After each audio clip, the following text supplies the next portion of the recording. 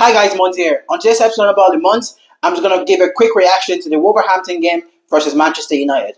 Just before I get started, I just want to thank everyone who subscribed to me so far. If you haven't subscribed, make sure you click on the subscribe button. Thank you very much. So let me just get started. So this game, like I predicted, I felt Man United were going to win. I felt it was going to be a straightforward win for Manchester United, and that's exactly how it turned out to be. There's nothing else Manchester United could have done yesterday.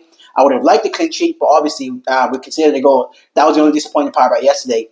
And the game was pretty okay. It was nothing to write home about. The Wolves are a very, very poor team. You'd expect any team with any top four aspiration to beat them pretty easy, in my opinion. And they're playing Arsenal this weekend. Arsenal are going to absolutely destroy that team, in my opinion. Arsenal are going to beat them easily about 5-6-0.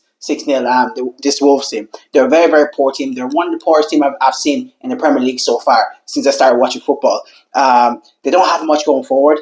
They always seem to make mistakes defensively. Their midfield is not compact enough, in my opinion. I know the new manager, Rob Edwards, came in. They looked a little bit more compact in the first maybe 15-20 minutes. But as you know, football is a 90-minute game or 90-plus minute game. And they couldn't hold their own for that time, length of time.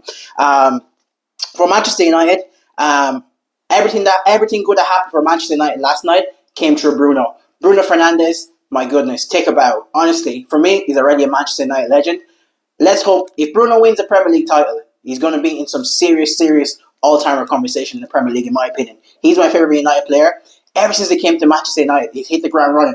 Of course, you'll have the odd poor game from Bruno. But for me, he's been one of the best players in the Premier League ever since he stepped foot in the Premier League, in my opinion. He gets unfairly criticised by our Manchester United fans, which is absolutely scandalous because he's been one of our most consistent and best players since he came to Manchester United.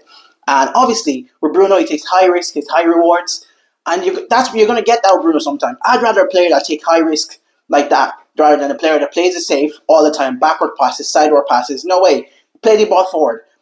Hit the centre forwards with the ball. Hit the wings with the ball. Take risk. Of course, you'll get bad games where you lose the ball so many times. But for me, Bruno, is one of the best players in the Premier League ever since he stepped from the Premier League. And Bremer was okay. Aiden Heaven was good. I felt Luke Shaw was consistent as always. Mazraoui was okay. Ahmad wasn't his best game, in my opinion. Did okay. I think Mason Mount, he's starting to look like Money Mace. Mason Mount is starting to look like Money Mace that we bought from Chelsea, that showed Chelsea in his early career. For me, Mason Mount is a very good player. Always been a very good player, but he has improved. He hasn't shown that for Manchester United. But like I said, this is the Mason Mount we bought. Now he can go back to getting his nickname, calling him Money Mace.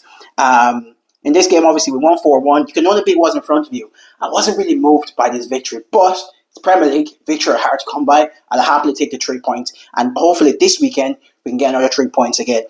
Just to go back on the Wolves, just to go talk a little bit about the Wolves team. I feel bad for this Wolves team, and obviously the fan protesting before the game, simply because I don't think they're happy with the ownership. This ownership, I think in the last maybe 18 months, they've sold obviously Cunha, Aït-Nouri, Sarabia, and Semedo. Those are 4 vital players for them. And their reinvestment in the team has been very, very poor. So you have to feel for them. Like, for me, I think they're going down. I think they're going down alongside Burnley. And I think it's between Leeds. I don't think West Ham are going down. I think Nuno's going to keep West Ham up. I think Nottingham Forest is going to stay up. I don't know who's going to be the third team to go down. But I think, for sure, Burnley are going to go down. And I think Wolves, unfortunately, are going to go down. And what I would say about Wolves as well is, obviously, they've had a poor reinvestment in the team. And, like I call him, Uncle Jorge has a stranglehold in that team and the transfer policy. I don't know if he's still in charge of it, but I know for the last couple of years, he's always brought in Portuguese unknown players. But sometimes that works out and sometimes it doesn't. The Premier League is very, very hard league to adapt to, in my opinion. And just to finish up, this Manchester United team, they're very inconsistent. If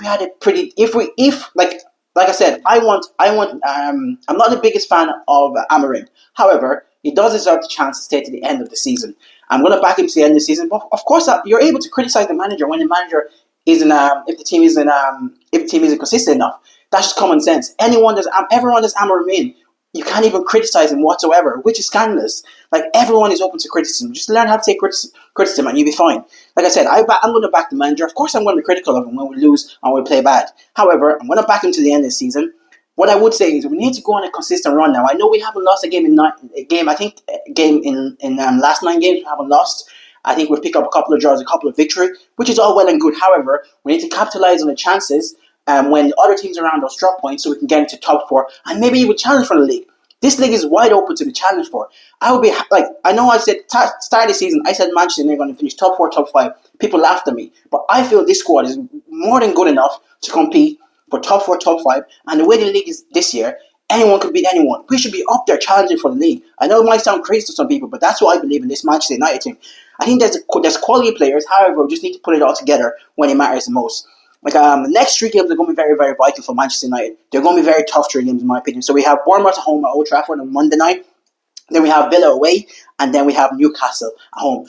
Those next three games, the amount of points we come out from the next three games is going to determine how our season goes, in my opinion. If we come out from those three games with 6 points, okay. If we come out of there from 9 points, I believe we're going to challenge for the title. But if we come out of there with anything less than 3 points, I believe it's going to be hard to get top four, in my opinion. Alright, that's just my quick reaction for this game. If you make it to the end of my video, please make sure to click on the subscribe button. I do appreciate all the support. Thank you very much. Make sure to leave a comment if you agree with me. If you don't agree with me, also leave a comment.